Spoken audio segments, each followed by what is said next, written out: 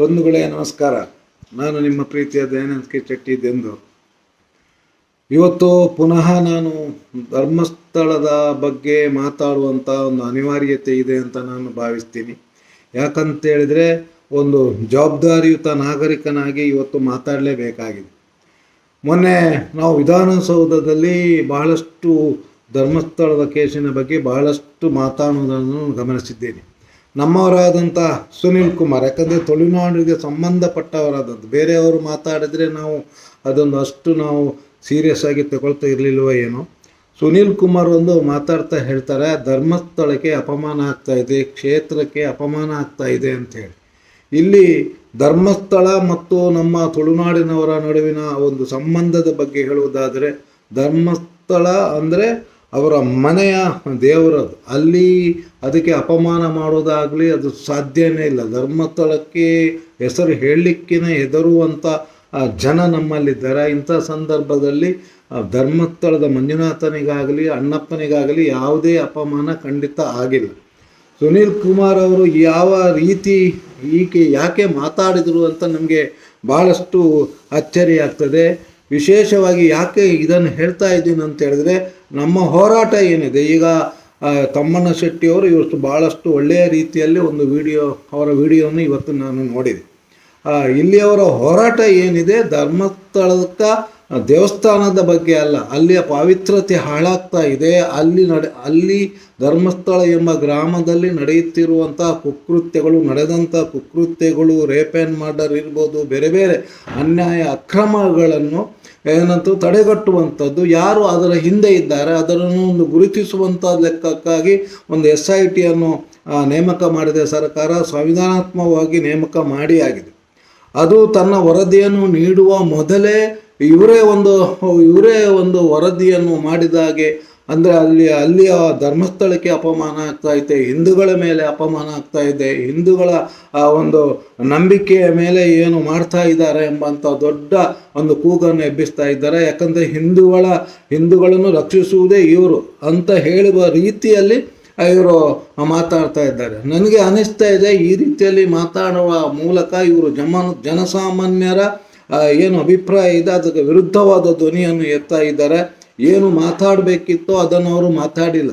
ಅದರ ಅರ್ಥ ಅವರು ಏನೋ ಒಂದು ಶಪಥ ಮಾಡಿದಾಗೆ ಇರಬೇಕು. ಏನು ನಾವು ಕಟ್ಟಿ ಬೆಳೆಸಿದಂಥ, ಬಹಳಷ್ಟು ಕಷ್ಟಪಟ್ಟು ಕಟ್ಟಿ ಬೆಳೆಸಿದಂಥ ಒಂದು ನಮ್ಮ ರಾಜಕೀಯ ಏನಿದೆ, BJPಯ ರಾಜಕೀಯಕ್ಕೆ ಒಂದು ದೊಡ್ಡ ಬಂಡೆಕಲ್ಲನ್ನು ಹಾಕುವ ರೀತಿಯಲ್ಲಿ ನಮ್ಮ ಸುನೀಲ್ ಕುಮಾರ್ ಅವರು ಮಾತಾಡ್ತಾ ಇದ್ದಾರೆ. ಒಬ್ಬ ಮೋದಿಯ ಅಭಿಮಾನಿಯಾಗಿ ನಾನು ಹೇಳ್ತಾ ಇದ್ದೀನಿ, ಖಂಡಿತವಾಗಿಯೂ ಇದು ಅವರ ಒಂದು ಯೋಗ್ಯತೆಗೆ ತಕ್ಕ ಮಾತನ್ನು ಅವರು ಆಡ್ತಾ ಇಲ್ಲ.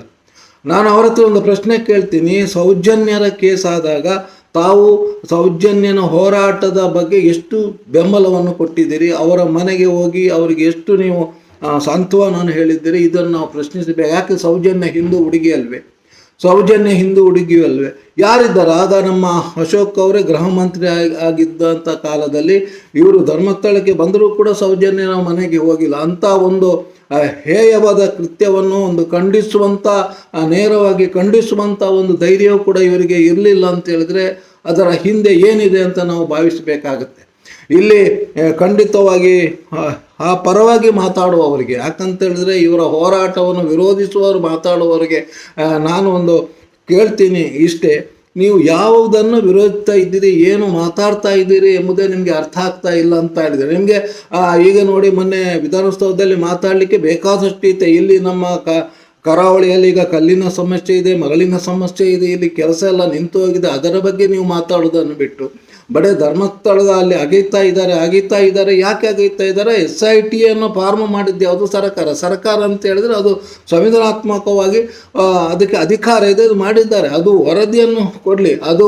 ಅದಕ್ಕೆ ನೀವು ಜಾತಿಯನ್ನು ತರುವಂಥದ್ದು, ಧರ್ಮವನ್ನು ತರುವಂಥದ್ದು, ಕಮ್ಯುನಿಸ್ಟನ್ನು ತರುವಂಥದ್ದು ಉಂಟಲ್ಲ, ಅದು ಕಂಡ ಒಂದು ಒಳ್ಳೆಯ ಬೆಳವಣಿಗೆ ಎಲ್ಲ ಅಂತ ನಾನು ಭಾವಿಸ್ತೀನಿ.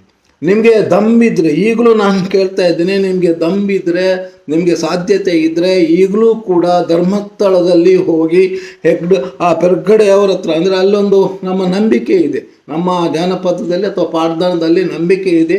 ಅಲ್ಲಿ ಹೋಗಿ ಯಾರು ಅಪಮಾನ ಮಾಡ್ತಾ ಇದ್ದಾರೆ, ಧರ್ಮಸ್ಥಳಕ್ಕೆ ಯಾರೋ ಅಪಮಾನ ಮಾಡ್ತಾ ಇದ್ದಾರೆ, ಅಥವಾ ಅಲ್ಲಿ ಮಾಡಿದಂಥ ಕುಕೃತ್ಯಗಳನ್ನು ಯಾರು ಮಾಡಿದ್ದಾರೆ, ಅನ್ಯಾಯವನ್ನು ಯಾರು ಮಾಡಿದ್ದಾರೆ, ಅವರಿಗೆ ಬೆಂಬಲಿಸಿದವರು ಇರ್ಬೋದು, ಅವರು ಯಾರೇ ಇರ್ಬೋದು, ಅವರನ್ನು ನೀನು ಶಿಕ್ಷಿಸುವಂತೆ ಪೆರ್ಗಡೆಯವರೊಡನೆ ಒಂದು ವಿಧಿಯತ್ತಾಗಿ ಪ್ರಾರ್ಥಿಸುವಂತೆ ಮಾಡುವಂಥ ಒಂದು ಕ್ರಮವನ್ನು ತಾವು ಮಾಡಬೇಕು. ಇಲ್ಲೆಲ್ಲ ಅದನ್ನು ಮಾಡಿ. ಯಾಕಂತ ಹೇಳಿದ್ರೆ ಅದು ನಮ್ಮ ನಂಬಿಕೆ. ಖಂಡಿತವಾಗಿಯೂ ಅದು ನಡ್ತದೆ. ಅಣ್ಣಪ್ಪ ಹೇಗಿದ್ದಾನೆ, ಈಗ ಸಿಡಿದೆದ್ದಿದ್ದಾನೆ. ಈಗ ನಮ್ಮ ಪವಿತ್ರವಾದಂಥ ಕ್ಷೇತ್ರ, ನಮ್ಮ ನಂಬಿಕೆಯ ಕ್ಷೇತ್ರ, ಅಣ್ಣಪ್ಪ ಮತ್ತು ತುಳುವಿನ ನಡುವಿನ ಒಂದು ಸಂಬಂಧ ಅಷ್ಟು ಅನನ್ಯವಾಗಿದೆ. ಖಂಡಿತವಾಗಿ ಆ ಪವಿತ್ರತೆಯನ್ನು ಉಳಿಸಿಕೊಳ್ಳುವಲ್ಲಿ ಅಣ್ಣಪ್ಪ ಖಂಡಿತವಾಗಿ ತನ್ನ ಕಾರ್ಣಿಕವನ್ನು ಮೆರೀತಾ ಇದ್ದಾನೆ ಅಂತ ನಾನು ಭಾವಿಸ್ತೀನಿ. ಮತ್ತು ಈ ಮುಖಾಂತರವಾಗಿ ಮತ್ತೊಂದು ನಾನು ಚಾಲೆಂಜನ್ನು ಕೊಡ್ತಾ ಇದ್ದೀನಿ. ನಿಮಗೆ ಸಾಧ್ಯ ಆದರೆ ಈಗ ಸೌಜನ್ಯ ಕೇಸನ್ನು ಕೂಡ SITಗೆ ತರುವಂತೆ ನೀವು ವಿಧಾನಸೌಧದಲ್ಲಿ ಮಾತಾಡಿ, ಅಲ್ಲಿ ಒತ್ತಾಯ ಮಾಡಿ, ಅದರ ಬಗ್ಗೆ ಜನಾಂದೋಲನ ಎಬ್ಬಿಸಿ ನೋಡಿ. ನಿಮಗೆ ಲಕ್ಷಾಂತರ ಜನರ ಬೆಂಬಲ ನಿಮಗೆ ಸಿಗ್ತದೆ. ಸೌಜನ್ಯನ ಕೇಸನ್ನು ಕೂಡ SITಗೆ ತರುವಂತೆ ಮಾಡಿ ನೋಡಿ. ಇದು ಖಂಡಿತವಾಗಿಯೂ ಒಂದಲ್ಲ ಒಂದು ದಿನ ಯಾವುದೋ ಒಂದು ರೀತಿಯಲ್ಲಿ ಸೌಜನ್ಯನ ಕೇಸು ಕೂಡ SITಗೆ ಬರುವಂಥ ಸಾಧ್ಯತೆ ಇದೆ. ಅಲ್ಲಿ SIT ಅವ್ರಿಗೆ ಏನು ಸಿಕ್ಕಿದೆಯೋ ಸಿಗದಿದೆಯೋ ಅದು ಗೊತ್ತಿಲ್ಲ. ಅಲ್ಲಿ ಒಟ್ಟಾರೆಯಾಗಿ ನಮ್ಮ ಧರ್ಮಸ್ಥಳದ ಏನು ಮಲಿನವಾಗಿದೆ, ಮಲಿನ ಕ್ರಿಯೆ ಒಂದು ಕ್ಲೀನ್ ಆಗ್ತದೆ. ಈಗ ಅಲ್ಲಿ ಏನು ಆಪಾದನೆ ಮಾಡಿದ್ದಾರೆ, ಅದು ಆಪಾದನೆಯಿಂದ ಅವರು ಹೊರಬರಬೇಕಾಗಿದೆ. ಹೊರಬರುವಂಥ ಕೆಲಸವನ್ನು ನಾವು ಮಾಡಬೇಕಾಗ್ತದೆ. ಅದಕ್ಕಾಗಿ SITಯನ್ನು ಮಾಡಿದ್ದಾರೆ. SITಗೆ ಖಂಡಿತವಾಗಿ ಒಂದು ವರದಿಯನ್ನು ಖಂಡಿತವಾಗಿ ಕೊಡ್ತದೆ, ಒಳ್ಳೆಯ ವರದಿಯನ್ನು ಕೊಡ್ತದೆ, ನ್ಯಾಯಯುತವಾದ ವರದಿಯನ್ನು ಕೊಡ್ತದೆ ಅಂತ ನಾನು ಭಾವಿಸ್ತೀನಿ. ಖಂಡಿತವಾಗಿ ಅಂಥ ವರದಿಯನ್ನು ಕೊಡ್ತಾರೆ. ಅದು ಬಿಟ್ಟು ಏನಾದರೂ ಕೆಟ್ಟದ್ದನ್ನು ಎನಿಸಿದರೆ ಅಥವಾ ಧರ್ಮಸ್ಥಳದ ಬಗ್ಗೆ ಬೇಡದ್ದನ್ನು ಏನು ಮಾಡಿದ್ದಾರೆ ಯಾರಾದರೂ ಇರ್ಬೋದು, ಅಪಮಾನ ಮಾಡಿದವರಿದ್ದರೆ ಅಥವಾ ಧರ್ಮಸ್ಥಳನಿಗೆ ಹೀನವಾಗಿ ಬೈದವರಿದ್ದರೆ ಅಥವಾ ಅಣ್ಣಪ್ಪನ ಮಹಿಮೆಯನ್ನು ತಗೊಳಿದವರಿದ್ದರೆ ಅಥವಾ ಆ ಕ್ಷೇತ್ರಕ್ಕೆ ಸಂಬಂಧಪಟ್ಟಕ್ಕೆ ಅಲ್ಲಿ ಮಾಡಿದಂಥ ಏನು ಕುಕೃತ್ಯಗಳಿವೆ, ರೇಪ್ ಇರ್ಬೋದು, ಮರ್ಡರ್ ಇರ್ಬೋದು, ಅನ್ಯಾಯ ಇರ್ಬೋದು, ಅಥವಾ ಬೇರೆ ಬೇರೆ ರೀತಿಯ ನಾವು ದಿನಕ್ಕೊಂದು ನಾವು ಕೇಳ್ತಾ ಇದ್ದೇವೆ. ಅದನ್ನೆಲ್ಲ ಮಾಡಿದವರಿಗೆ ಖಂಡಿತವಾಗಿ ಅಣ್ಣಪ್ಪ ಶಿಕ್ಷೆ ಕೊಡಬೇಕಾದ್ರೆ ಅದರಲ್ಲೊಂದು ವಿಧಿವತ್ತವಾಗಿ ಶಿಕ್ಷೆ ಕೊಡಬೇಕಾದ್ರೆ ನಾವು ಸಾಧ್ಯ ಆದರೆ ನೀವು ಎಷ್ಟೆಲ್ಲ ಮಾತಾಡೋರು ಅಲ್ಲಿ ಸಾಮೂಹಿಕವಾಗಿ ಒಂದು ಪ್ರಾರ್ಥನೆಯನ್ನಾದರೂ ಮಾಡಿ. ಅದನ್ನು ಬಿಟ್ಟು ಸುಮ್ಮನೆ ಇದರಲ್ಲಿ ರಾಜಕೀಯವನ್ನು ತಂದು ರಾಜಕೀಯ ಬೆಳೆಯನ್ನು ಬೇಯಿಸಿಕೊಳ್ಳುವಂಥ ಕೆಲಸವನ್ನು ಮಾಡಬೇಡಿ. ಖಂಡಿತವಾಗಿಯೂ ಒಂದಲ್ಲ ಒಂದು ದಿನ ನಮ್ಮ ಈ ಕರಾವಳಿಯವರು ರಾಜಕೀಯದಲ್ಲಿ ಒಂದು ದೊಡ್ಡ ತಿರುವು ಬಂದೇ ಬರ್ತದೆ. ಇಲ್ಲ BJPಗೆ ಖಂಡಿತವಾಗಿ ಇದರಿಂದ ದೊಡ್ಡವಾದಂಥ ಒಂದು ಕಲ್ಲು ಚಪ್ಪಡಿಯನ್ನು ತಾವು ಎಳೆದಿದ್ದೀರಿ ಎಂಬುದನ್ನು ಹೇಳಲಿಕ್ಕೆ ನಾನು ಇಚ್ಛೆ ಪಡ್ತೇನೆ. ಸುನೀಲ್ ಕುಮಾರ್ ಅವರೇ, ಇನ್ನೂ ಕೂಡ ಅವಕಾಶ ಇದೆ. ನಿಮಗೆ ಸಾಧ್ಯ ಆದರೆ SITಗೆ ಸೌಜನ್ಯನ ಕೇಸನ್ನು ಕೂಡ SITಯಲ್ಲಿ ತನಿಖೆ ಮಾಡಬೇಕು. ಅದನ್ನು ತನಿಖೆಗೆ ತನ್ನಿ ಅಂತ ನೀವು ವಿಧಾನಸೌಧದಲ್ಲಿ ಒತ್ತಾಯ ಮಾಡಿ. ಈಗ ನಾಳೆ ಇದೆ ವಿಧಾನಮಂಡಲದಲ್ಲಿ ಅಧಿವೇಶನ ನಡೆಯುತ್ತದೆ, ನೀವು ಒತ್ತಾಯ ಮಾಡಿ. ಇಲ್ಲ ಅದಕ್ಕೆ ನಾವು ಮಾಡಲೇಬೇಕು ಅಂತೇಳಿ ಜನಾಂದೋಲನ ಮಾಡಿ. ಒಂದಲ್ಲ ನೀವು ಮಾಡೋದಿದ್ರು ಅಲ್ಲಿ ಜನಾಂದೋಲನ ಆಗ್ತಾ ಇದೆ. ಖಂಡಿತವಾಗಿ ಅದನ್ನು ಕೂಡ SITಗೆ ತರಬೇಕಂಥೇಳಿ ಇಡೀ ರಾಜ್ಯದಾದ್ಯಂತ ಮಾತ್ರ ಅಲ್ಲ ದೇಶದಾದ್ಯಂತ ಕೂಗು ಕೇಳಿ ಬರ್ತಾ ಇದೆ. ಅಂಥ ಒಳ್ಳೆಯ ಕೆಲಸವನ್ನು ಮಾಡಿ, ನ್ಯಾಯವನ್ನು ಸಿಗಲೇಬೇಕು. ಅಷ್ಟು ಅನ್ಯಾಯವಾಗಿ ಕ್ರೂರವಾಗಿ ಅಂದರೆ ಹೇಳಲಿಕ್ಕೆ ಅಸಹ್ಯವಾದ ರೀತಿಯಲ್ಲಿ ಅವರಿಗೆ ರೇಪ್ ಆ್ಯಂಡ್ ಮರ್ಡರ್ ಮಾಡಿದ್ದಾರೆ. ಅಂಥ ಕೇಸಿನ ಬಗ್ಗೆ ನಾವು ಮಾತಾಡಬೇಕಿತ್ತು. ಅದನ್ನು ನಾವು ಪಕ್ಷಾತೀತವಾಗಿ ಅದನ್ನು ವಿರೋಧಿಸಬೇಕಿತ್ತು. ಅದನ್ನು ತಾವು ಮಾಡಿಲ್ಲ. ಅದು ಬಿಡಿ, ಮೊನ್ನೆ ಯೂಟ್ಯೂಬರ್ಗಳ ಮೇಲೆ ಹಲ್ಲೆ ನಡೆದಾಗ ಅದನ್ನು ಖಂಡಿಸುವಂಥ ಒಂದು ಕೆಲಸವನ್ನು ಯಾರೂ ಮಾಡಿಲ್ಲ. ಯಾವ ಒಂದು ಪ್ರತಿನಿಧಿಗಳು ಅದನ್ನು ಮಾಡಬೇಕಾಗಿತ್ತು. ಯಾಕಂತ ಹೇಳಿದ್ರೆ ನೀವು ನಮ್ಮ ಪ್ರತಿನಿಧಿಗಳಾಗಿದ್ದೀರಿ. ಅದು ಕೂಡ ನಮ್ಮ ಅಲ್ಲಿಯವರು ಕೂಡ ಏನು ಗೊತ್ತಾ, ಅವರು ರಾಜ್ಯಸಭಾ ಸದಸ್ಯರಾಗಿದ್ದರು, ಅವರು ಕೂಡ ಅದನ್ನು ಖಂಡನೆ ಮಾಡಬೇಕಿತ್ತು.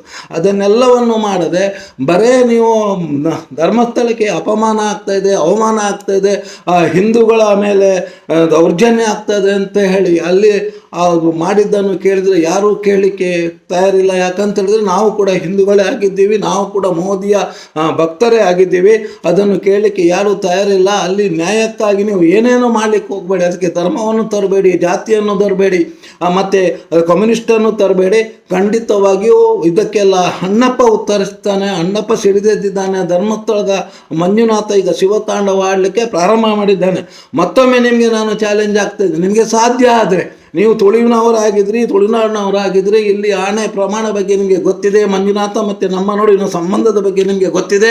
ಅಲ್ಲಿ ಹೋಗಿ ಅಲ್ಲಿ ಒಂದು ಕ್ರಮ ಇದೆ, ಆ ಕ್ರಮಬದ್ಧವಾಗಿ ಪೆರ್ಗಡೆಯವರಿಂದಲೇ ಅದನ್ನು ಪ್ರಾರ್ಥನೆ ಮಾಡಿಸಿ. ಇಲ್ಲಿ ಧರ್ಮಸ್ಥಳಕ್ಕೆ ಅವಮಾನ ಮಾಡಿದವರಿಗೆ, ಅಪಮಾನ ಮಾಡಿದವರಿಗೆ, ಅಥವಾ ಅಲ್ಲಿ ಕುಕೃತ್ಯ ಮಾಡಿದವರಿಗೆ, ರೇಪ್ ಆ್ಯಂಡ್ ಮರ್ಡರ್ ಮಾಡಿದವರಿಗೆ ಬೇರೆ ಬೇರೆ ತಪ್ಪು ಕೆಲಸಗಳನ್ನು ಮಾಡಿದವರಿಗೆ ಮತ್ತು ಅವರನ್ನು ಬೆಂಬಲಿಸಿದವರಿಗೆ, ಅವರು ಪೊಲೀಸ್ ಅಧಿಕಾರಿ ಇರ್ಬೋದು, ರಾಜಕಾರಣಿ ಇರ್ಬೋದು, ಇನ್ಯಾರು ಇರ್ಬೋದು, ಅವರನ್ನು ನೀವು ಶಿಕ್ಷಿಸಬೇಕು ಅಂಥೇಳಿ ನೀವು ಪ್ರಾರ್ಥನೆಯನ್ನು ಮಾಡಿಸಿ ನೀವು ಅದರಲ್ಲಿ ಇರಿ. ಬೇಕಾದರೆ ನಮ್ಮಂಥವರನ್ನು ಕೂಡ ಅಲ್ಲಿ ಕರೆಯಿರಿ, ನಾವು ಬರ್ತೀವಿ. ಹಾಗಾಗಿ ಆ ಪ್ರಾರ್ಥನೆ ಪ್ರತಿಫಲ ಕೊಡ್ತದೆ. ಅಣ್ಣಪ್ಪ ಏನು ಅಂತ ನಮಗೆ ಗೊತ್ತಾಗ್ತದೆ. ಮಂಜುನಾಥನ ಮಹಿಮೆ ಇನ್ನೊಮ್ಮೆ ಜಗಜ್ಜಾರ ಆಗ್ತದೆ. ಸುಖ ಸುಮ್ಮನೆ ನೀವು ಹಿಂದೂಗಳ ಮೇಲೆ ದೌರ್ಜನ್ಯ ಆಗ್ತದೆ, ಧರ್ಮಸ್ಥಳ ಕ್ಷೇತ್ರದ ಮೇಲೆ ಏನೇನೋ ಹೇಳ್ತಾ ಇದ್ದಾರೆ ಅಂತೇಳಿ ಸುಳ್ಳುದನ್ನು ಹೇಳುತ್ತಾ ಮುಖಾಂತರ ನಮ್ಮ ಧರ್ಮದ ಮಧ್ಯೆ ಹಿಂದೂಗಳ ಮಧ್ಯೆ ಜಾತಿಗಳ ಮಧ್ಯೆ ತೊಡಕನ್ನು ಉಂಟು ಮಾಡುವುದನ್ನು ನಿಲ್ಲಿಸಿ ಅಂತ ಈ ಮೂಲಕ ನಾನು ಪ್ರಾರ್ಥಿಸ್ತಾ ಇದ್ದೇನೆ. ಖಂಡಿತವಾಗಿಯೂ ಈ ಸಂದೇಶ ತಮಗೆಲ್ಲ ಇಷ್ಟ ಆದರೆ ಆದಷ್ಟು ಜನರಿಗೆ ಇದನ್ನು ಶೇರ್ ಮಾಡುವುದನ್ನು ತಾವು ಮರೆಯಬೇಡಿ. ಖಂಡಿತ ಒಂದಲ್ಲ ಒಂದು ದಿನ ಏನು ಅನ್ಯಾಯ ಮಾಡಿದವರಿಗೆ ಶಿಕ್ಷೆ ಆಗಲೇಬೇಕು. ಉಪ್ಪು ತಿಂದವ ನೀರು ಕುಡಿಯಲೇಬೇಕು. ಅದು ಆಗ್ತಾ ಇದೆ, ಆಗುತ್ತೆ ಎಂಬಂಥ ಪೂರ್ಣವಾದ ಭರವಸೆ ನನಗಿದೆ. ಯಾಕಂತೇಳಿದ್ರೆ ಅಣ್ಣಪ್ಪನನ್ನು ದಿನಾ ನಾವು ಸ್ತುತಿಸ್ತಾ ಇರುವಂಥವ್ರು, ಅಣ್ಣಪ್ಪನ ಬಗ್ಗೆ ನಾವು ಬುಕ್ಕು ಬರೆದವರು. ಹಾಗಾಗಿ ಅಣ್ಣಪ್ಪ ಎಷ್ಟು ಸೌಮ್ಯವೋ ಅಷ್ಟೇ ಅವರ ಉಗ್ರ ಎಂಬುದು ಹೆಚ್ಚಿನವರಿಗೆ ಗೊತ್ತಿಲ್ಲ. ನಿಮಗೆ ಪಾಡ್ದನದಲ್ಲಿ ಅಲ್ಲಲ್ಲಿ ನಮ್ಮ ದೈವಸ್ಥಾನಗಳಲ್ಲಿ ಅಣ್ಣಪ್ಪ ಬಂದಾಗ, ಪಂಜುರ್ಲಿಯಾಗಿ ಅಣ್ಣಪ್ಪ ಬಂದಾಗ ಅವರು ತೋರಿಸಿದಂಥ ಕಾರ್ಮಿಕದ ಬಗ್ಗೆ ಭಾಳಷ್ಟು ಜನರಿಗೆ ಗೊತ್ತಿದೆ. ಹಿರಿಯರ ಹತ್ರ ಕೇಳಿ, ಖಂಡಿತವಾಗಿಯೂ ಎಲ್ಲ ಸರಿಯಾಗ್ತದೆ. ತಪ್ಪಿಸ್ತರಿಗೆ ಖಂಡಿತವಾಗಿಯೂ ಶಿಕ್ಷೆ ಆಗ್ತದೆ. ಧರ್ಮಸ್ಥಳದ ಮಹಿಮೆ ಜಗಜ್ಜಾರ ಆಗ್ತದೆ ಅಂತ ಈ ಮೂಲಕ ಹೇಳಲಿಕ್ಕೆ ಇಚ್ಛೆ ಪಡ್ತಾ ಇದ್ದೀನಿ. ಎಲ್ಲರಿಗೂ ಧನ್ಯವಾದಗಳು.